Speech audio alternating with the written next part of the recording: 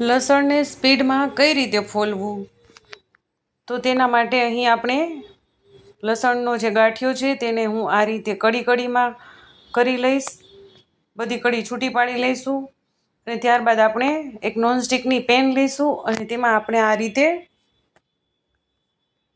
થોડીવાર તેને શેકી લઈશું. ચોમાસાનું વાતાવરણ હોય છે એટલે લસણ ફોલવામાં પણ એકદમ વાર લાગતી હોય છે. તો અહીં આપણે આ રીતે લસણને થોડીવાર પેનમાં શેકી લઈશું તો લસણ એકદમ સરસ રીતે ફોલાઈ જાય છે અને ફટાફટ ફોલાઈ જાય છે. તો ચોમાસું હોય ત્યારે આપણે આ જ રીતે લસણ ફોલીએ તો જ સ્પીડમાં ફોલાય છે, નહીં તો નથી ફોલાતું. તો આપણે સ્પીડમાં ફોલવા માટે લસણને આ રીતે પેનમાં થોડીવાર શેકી લેવાનું છે અને ત્યારબાદ આપણે તેને આ રીતે ફોલી લેવાનું છે. આ રીતે તમે હાથથી મસળશો તો પણ એકદમ સરસ રીતે ફોલાઈ જાય છે.